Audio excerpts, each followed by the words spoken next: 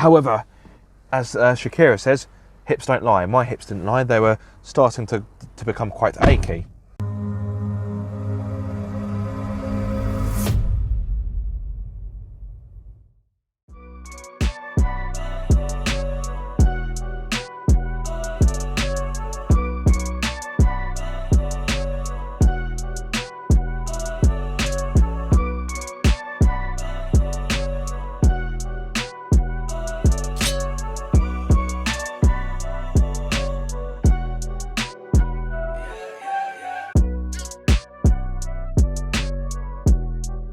Hello guys, welcome back to Car Obsession and welcome to another walk around. This time I'm joined by the brand new Audi A3 Saloon. So as always, I will take you around the car, talk you through the specification and give you my first impressions. But before I do so, time for a shameless plug. It is a beautiful day down near Goodwood, therefore I've been able to show off my Car Obsession merch. There we go. So yes, if you want to check out this t-shirt and others, head over to controlandshift.com. Not only will you get a quality t-shirt, but you'll be helping to support the channel as well. So it is a win-win situation. Anyway, shameless plug over. You'll be delighted to hear. Back onto the A3 Saloon. The Saloon variant has entered its second generation. Of course, it was offered in the outgoing A3, and it must have been popular, otherwise Audi wouldn't have brought it back. Now, the obvious rivals for this car will be the Mercedes A-Class Saloon and the BMW 2 Series Grand Coupe. Now, the car you see before you is the S line, therefore you get a sportier style, 18-inch alloys and privacy glass. Normally, this would start from £27,165. However, I have the more powerful petrol engine, and of course with this being an Audi UK press car, it has been sprinkled with a few options, although to be fair, this car is quite conservative in regard to the optional extras. Now, one of the optional extras is staring you right in the face. That is of course the Tango Red paintwork. Now, Tango Red seems to be popular in the Audi press office. Let's put it this way, I've had, I think, 7 cars from Audi and 5 of them have come finished in this paintwork. That isn't a criticism, I just find it funny how pretty much every car I get from Audi, you can almost guarantee it will come finished in Tango Red. I like the colour, it is really nice, it looks fantastic under the sunlight. So yes, I've got no complaints, it's just, I just find it a little bit funny. Maybe Audi UK got a bulk discount on this paint, who knows? Anyway, that aside, the Saloon of course gives you a more executive look compared to the Sportback, which is what Audi calls the hatchback. Let me know what you think, guys. Do you prefer the Sportback or the Saloon? I'll have to be honest, I think I prefer the Saloon. I think it is a really smart looking thing. That's not to say the Sportback is ugly, of course, but I think the Saloon, it's just the dimensions and the way how it kind of, the styling, I just think it just looks better. Now, as I may have mentioned a few moments ago, as standard on the S line, you do get 18-inch alloys, which there's nothing wrong with them per se, but in my opinion, I do think they are a little bit plain Jane. They're not ugly, but they're just not very interesting either. Of course, you can put optional alloys on there as well, but yes, in my opinion, those alloys are just a little bit boring. Sorry, Audi, but that is merely my opinion. Now, I mentioned the price a few moments ago, but I didn't tell you how much this car is. So the car you see right before you is £31,010, including VAT, of course.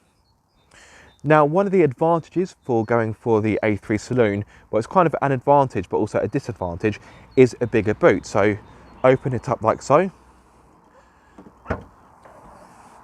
As always, the boot is filmed with my filming crap, but I will cut to a clip where the boot is empty. So compared to the Sportback, which offers 380 litres, the Saloon variant offers 425.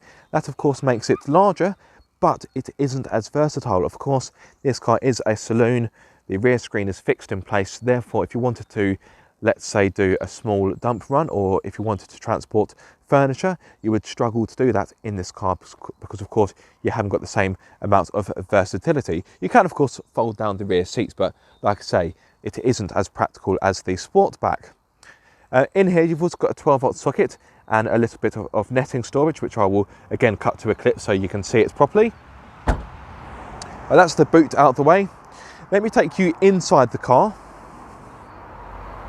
Now, the interior has actually drawn a bit of criticism from other reviewers, and the reason for that is because there are quite a few plastics in here. Now you'll have to excuse the cloth, that's just to stop me dragging mud into the car. But let me step in and I can show you what the interior has to offer. I'll close the door like so. Take you guys off my little tripod. Now the lighting is going to be a little bit iffy because it is quite bright outside, as you can see, and this is quite a dark cabin. Now, one of the reasons why the A3 Saloon and the Sportback, for that matter, have drawn criticism is there are quite a few plastics in here. So it may not be as premium as what you were expecting. There's plastic here as well. It's got a bit of flex to it. Although, let's be fair, you're not really going to have a passenger in the front seat, pulling at the dashboard, are you? And at the same time, again, as a driver, you're not going to be driving around and poking about at the dash. So that is a little bit of a silly complaint, but I'm just stressing a point that yes, some of the interior materials aren't quite as premium as you may expect. Again, you'd think that this is soft touch when, again, well, it's kind of soft touch, but it's not as a soft touch as the dash. And this is plastic as well. Now, I'll be honest, I think you'd have to be a bit of an idiot to say that the inside of the A3 Saloon feels cheap and nasty. Yes, okay, you may be disappointed about the amount of plastics in here, but I still think it is a nice place to be. Let's turn on the ignition. I've got keyless start, but not keyless entry. Yeah, it does that. The driver's door mirror does like to make a bit of noise when it is folded or unfolded, so that doesn't exactly scream quality, does it? But for the sake of Audi, I'll move on quite quickly. Now, as standard on the S line, I get a 10.1 inch touchscreen. Unlike the A-Class Saloon and the 2 Series Grand Coupe, everything is touchscreen. So in the A-Class Saloon, you have a little trackpad down here, and in the 2 Series Grand Coupe, again, you have like a rotary dial. Therefore, you have a few more physical controls to work with. Not so with the A3 Saloon. Everything is activated via the touchscreen. Don't get me wrong, this is a lovely touchscreen. I love looking at it, and I like interacting with it, but it can be a little bit fiddly to move. So a little bit fiddly to use whilst on the move. It isn't the... I was going to say it isn't the most intuitive, but that would be incorrect. It's gone off because the car's been sat for quite some time, so we'll just start the engine just for a little bit. Yeah, I would prefer there to be a few more physical controls, so it is a little bit easier to operate on the move. However, praise has to go to Audi for this. Look, physical climate control buttons.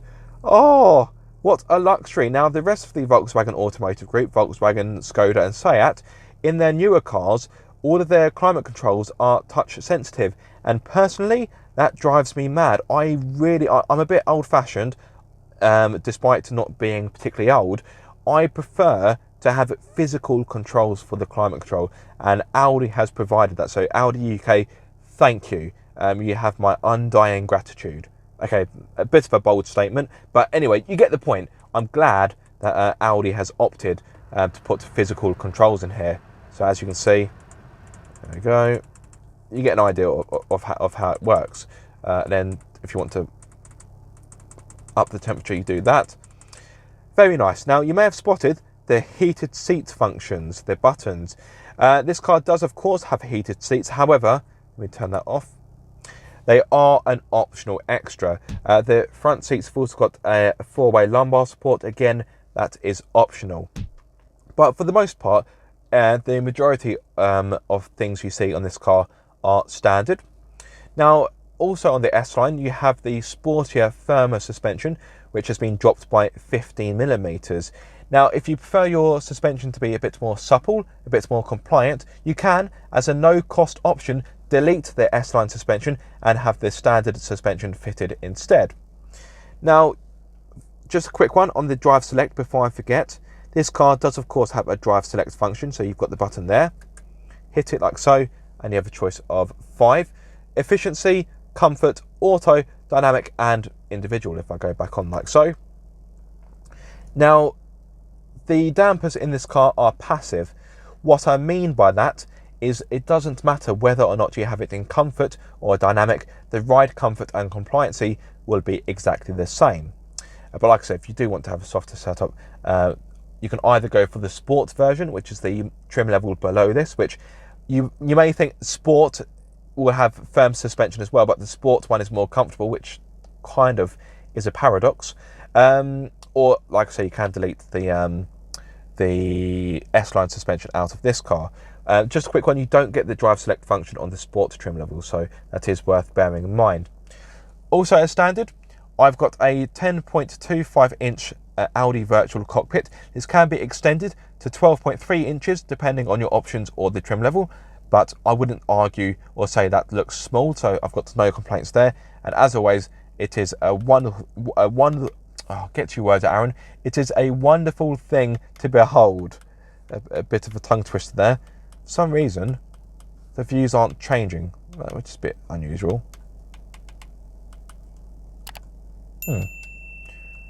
Interestingly, this has never happened before, by the way. The Virtual Cockpit, it seemed to have crashed. Let's give it another go. There we go. How bizarre. It had a funny moment. Yeah, so you can change the views like so. I really like this view. There we go, that's the one. Lovely stuff. Now connected to the Google Maps, of course. Also as standard, I have automatic wipers, just there, common autofocus. Automatic lights, you may have spotted the little icon there. That's for your your lane keep assist, I should say, and lane departure warning. Got cruise control and speed limiter. I've got LED lights as standard, front and rear, although as an option I have the matrix LED lights. In fact, if I just step out the car, I can show you the lights. Granted, it is a glorious day, so you're not really going to be able to see the lights too much. If I bring you down, there we go. Nice and bright.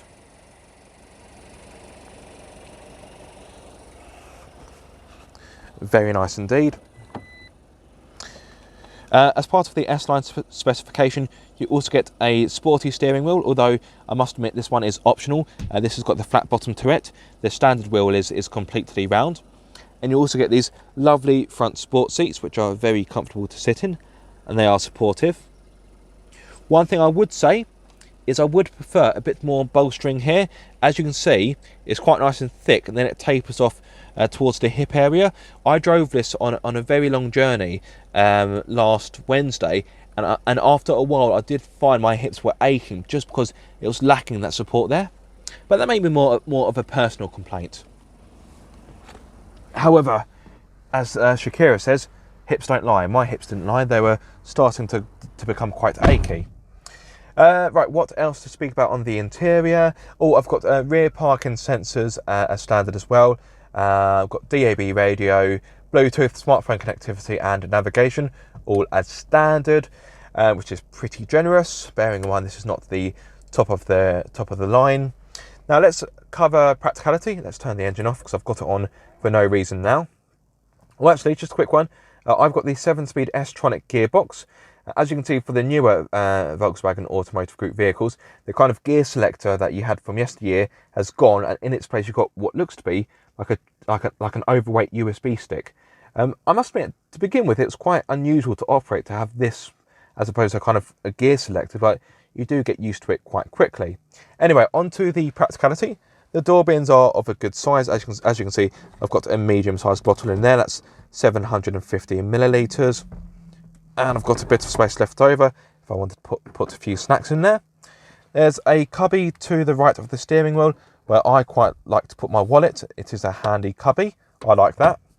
A tray in the middle where you can put your smartphone, although this model doesn't have wireless phone charging as standard, although you can spec it as get your words out, Aaron. You can spec it as an option. I don't know what's wrong with me today. I keep getting tongue-tied. There are, of course, two USB ports, a Type A and a Type C. The Type C is a bit more future-proof, of course. So no wireless phone charging, but you can still charge your phone. And there's also a 12-volt socket down here, just to my left-hand side. You've got a storage area here, where you can, well, just use for smaller items. But you can also do this, and all of a sudden, you have 2 cup holders at your disposal. So let me get my bottle from the door bin, pop it in like so. A bit of a squeeze, but it does fit in. It is snug as a bug in a rug. Little slot here where I suppose you could put your key. A bit of storage underneath the centre armrest, and what I like, the centre armrest is adjustable. That was very handy on my long drive to Coventry on Wednesday. Let's pop it down like so. And of course you get a glove box which offers a decent amount of space, and it's lined with fabric. Oh, look at that, all nice and fuzzy. I like that. Brilliant.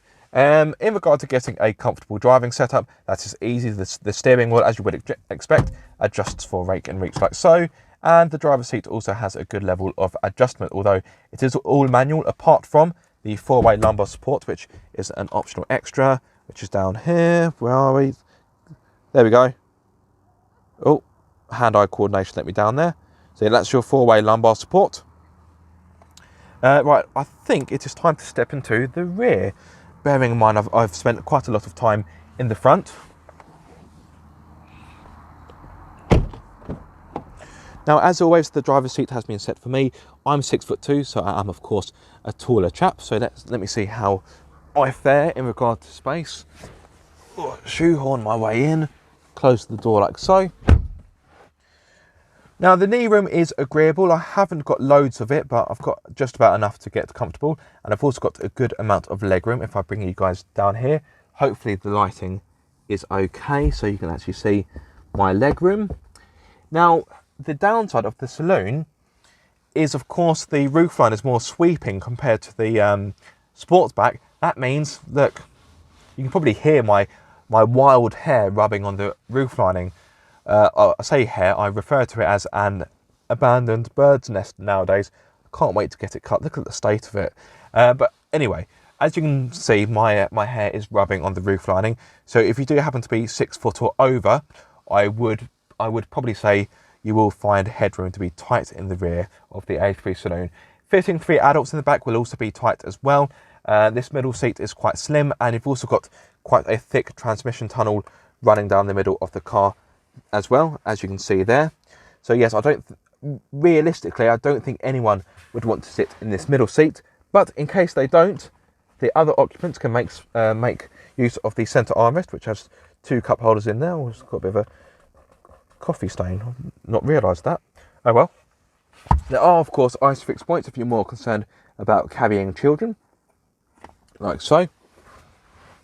You've got map pockets in the back of both front seats. Door bins, which you can fit in a medium-sized bottle. In fact, let's grab that bottle there. Bit of a stretch, but I've done it. There we go. Fits in rather nicely. You've got a hook either side where you can hang up an item of clothing, perhaps a freshly pressed suit. And in the middle, you've got some ventilation and a 12-volt socket as well, so those in the back can charge their smart devices whilst on the move. So yes, that is the rear. Not overly generous in regard to space, but if you do happen to be a shorter person, I'm sure it will be absolutely fine. Right, let me step out like so. By the way, I love the design of these door handles. Really fancy and a bit intricate. I'm pretty sure these are the same door handles as seen on the RSQ3 I had last year. I really do like them. Right, what else to speak about? Now, I've covered the boot, haven't I? Covered the rear. I think now is probably a good time to speak about the engine. Now, if I bring you back to the rear, you'll see there's a badge that says 35 TFSI. That is a nod to the engine that's under the bonnet. Now, there's a choice of 4 engines for the A3 Saloon and Sportback, 2 petrol and 2 diesel.